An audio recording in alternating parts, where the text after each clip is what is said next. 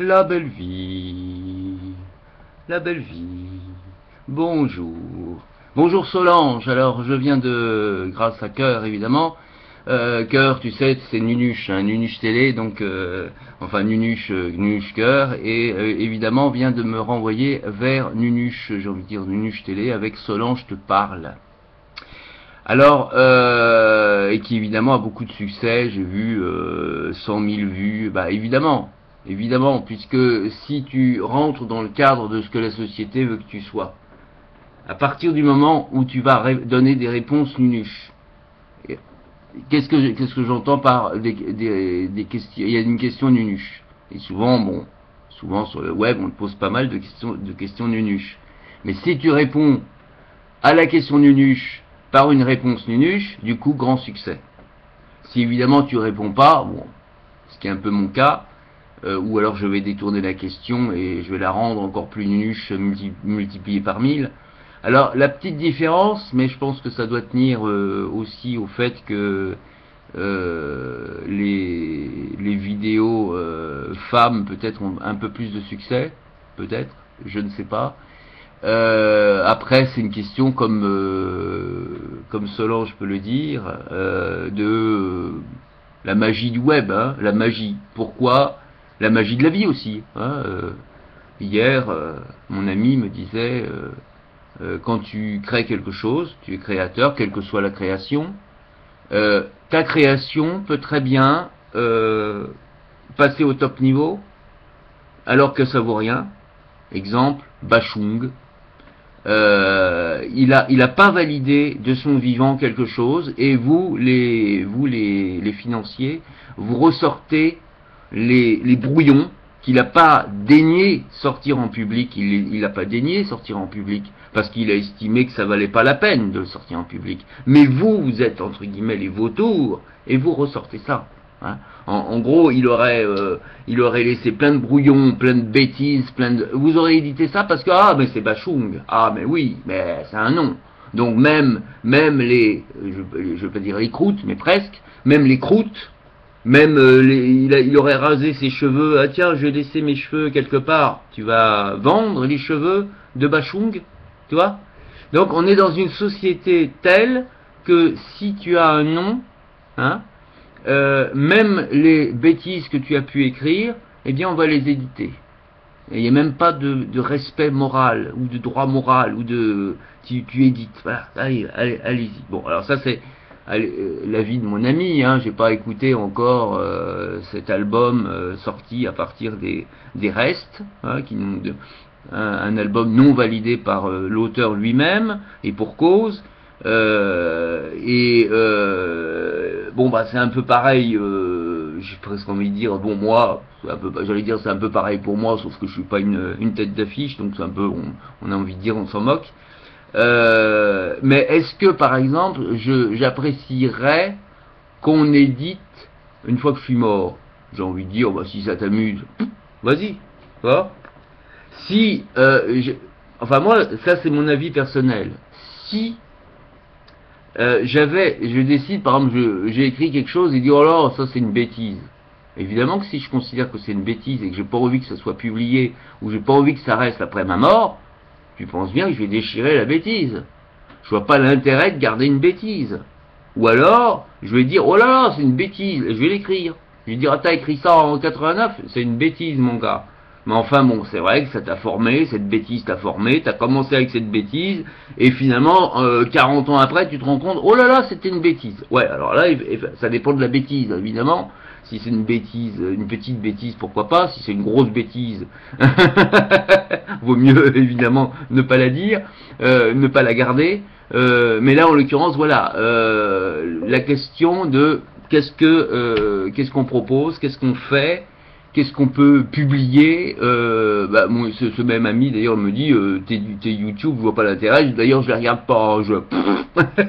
La belle vie.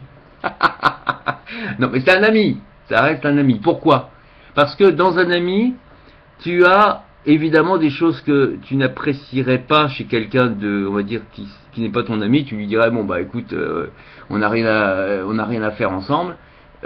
Avec l'ami, même ses défauts, tu vas les laisser, tu vas les mettre de côté, tu vas fermer les yeux. Il peut, on va dire, il peut t'insulter, toi qui as horreur, moi j'ai horreur d'être insulté par exemple, il peut t'insulter, ça glisse. Pourquoi? Parce que on va aller au-delà, on va garder le positif chez l'ami. Alors évidemment, s'il y a plus de négatif que de positif, on peut se dire que c'est un faux ami, donc peut-être qu'il vaut mieux faire le ménage dans ses amis. Mais là, si en l'occurrence, il y a plus de positif dans cet ami-là, donc effectivement, il vaut mieux le garder. Tu vois, hein? Donc là, c'est pareil pour YouTube. Pourquoi moi j'ai 3 vues et elle 100 000? Elle dit quasiment la même chose, à peu de choses près. Si ce n'est que à la question à quoi servent les nunuches, par exemple, elle va répondre, bah, voilà. Donc, à partir du moment où elle répond pas, hein, silence, c'est un silence qui en dit long. Tu demandes à une nunuche à quoi servent les nunuches, évidemment, la nunuche, elle peut pas te répondre, c'est une question qui dépasse l'entendement, évidemment. Voilà. La belle vie, attention, j'aime beaucoup les nunuches, attention, la belle vie. C'est pour ça que j'ai mis j'aime, d'ailleurs, sur Solange te parle, parce que il y a avec YouTube une manière de raconter sa vie sans la raconter. On ne va pas tout raconter. On ne va pas raconter tous les détails qu'il ne faut pas forcément raconter. On va choisir dans ce qu'on va raconter quelque chose qui mérite d'être raconté. Une discussion que j'ai eue hier et on a parlé de Bachung. Bon, alors, moi qu'est-ce que j'en pense? Bah déjà je connais pas Bachung, donc je vais aller effectivement d'abord vers ses concerts qu'il a validés. Et après, évidemment, je finirai par le mauvais. Mais je commence par le bon, ce qui a été validé par lui. Bon, si éventuellement je veux écouter le mauvais, j'écouterai le mauvais et je donnerai mon opinion. Après, moi ce que j'aime toujours, de toute manière, ce que j'aime toujours, c'est les rushs. Donc c'est pas publiable des rushs. Ce que je trouve toujours intéressant, c'est les discussions au moment où on est en train de préparer quelque chose. On fait une scène, par exemple, de lecture, une lecture publique avec quelqu'un, et on va dire, voilà, alors, toi tu vas lire ça, toi tu vas... C'est ça qui m'intéresse. Ça, c'est un rush. C'est ce qu'on ne... Et je dis à ce moment-là, est-ce que je peux filmer ce rush? Est-ce que je peux filmer ce que normalement on filme pas? Parce que c'est entre nous. On le dit pas. Et c'est tellement intéressant, pourtant. C'est tellement intéressant. Et moi, je trouve que par rapport à une scène, par rapport à la scène, à faire une scène théâtrale et autres, ce qui est beaucoup plus intéressant, c'est le travail en amont de la discussion avec l'autre. Mais ça, c'est mon point de vue, évidemment. Et c'est pour ça que je dis souvent, est-ce que je peux enregistrer nos discussions? Parce que si on doit montrer le travail, on va dire la partie visible de l'iceberg, moi j'aimerais montrer la partie invisible. Dire voilà tout le travail qu'il y a en amont de la réflexion.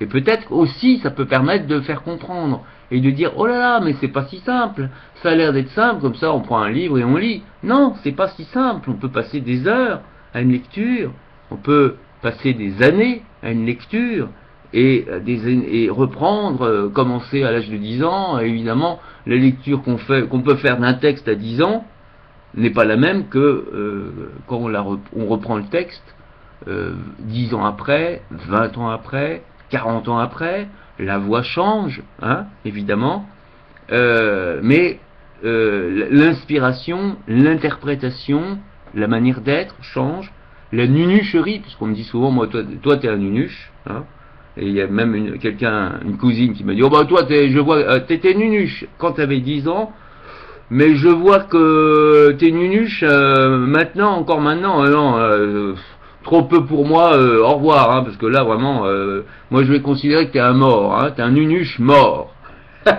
La belle vie, merci. Et donc la belle mort du nunuche Cham, il est déjà mort pour une cousine. Bonjour petite cousine, Sophie, tu te reconnaîtras, tu t'appelles Sophie comme la sagesse. Oh, la nunuche Cham te salue bien bas. La belle vie, c'était Nunuche Télé, hein. Évidemment, un petit coucou affectueux, évidemment, très belle vidéo sur Je t'aime, hein, le fait de que la famille, enfin moi ça a été mon cas, comme ton copain, là, je parle à Solange, Solange te parle, mais moi je parle à Solange, eh bien, il y a j'ai eu la même chose, c'est-à-dire que mes propres parents me disaient, mais à quoi bon te dire je t'aime, c'est évident, il n'y a pas besoin de le dire. L'essentiel, c'est les preuves et pas forcément dire je t'aime à tout bout de champ. Et moi, je dis bah si, au contraire. À tel point que le jour de sa mort, j'avais écrit un petit cahier. Au moment où elle part à l'hôpital, je lui ai fait un petit cahier avec marqué là où tu vas, je ne peux pas y être, parce qu'elle va à l'hôpital, évidemment, se faire soigner, mais plutôt aller en l'occurrence, on va lui administrer, sans le dire évidemment, mais un calmant pour aller vers la mort. Et donc là où tu vas, je vais pas pouvoir être. Donc je serai en pensée avec toi. Alors sache que je t'aime. Et le fait de l'écrire, on attendait l'ambulance, le fait de l'écrire, ça m'a fait pleurer. Et elle a toujours dit, il faut pas, quand tu as envie de pleurer, il faut se cacher, parce que sinon, si je te vois pleurer, ça va me faire pleurer, c'est pas la peine. Et bon, ça aurait été le dernier pleur, pourquoi pas, partage le pleur, partageons, non, partageons, non, cachez-moi ces pleurs que je ne saurais voir, cachez-moi ces je t'aime que je ne saurais entendre, donc du coup, cachez-moi ce petit cahier que je ne saurais voir. Alors j'avais presque envie de lui mettre dans sa poche de robe de chambre, pour que si jamais elle n'ait plus que sa robe de chambre, elle dit qu'est-ce que c'est que ça, voilà. Mais sur le moment, je vite, bon, soyons un peu, comme on dit, vaillants, soyons dignes, etc. Elle me demande de ne pas pleurer, on va honorer sa demande et ne pas pleurer, ne pas dire je t'aime, et restons, voilà. Voilà, donc la belle vie. Donc j'ai vécu cela. Alors peut-être que maintenant je fais l'effet inverse, puisque je vais dire je t'aime à tout bout de champ, je t'aime à l'oiseau, la belle vie, que je t'aime Solange, que je t'aime Solange. Toi comme une chanson. Ah la la ti la ta la di la. À bientôt Solange.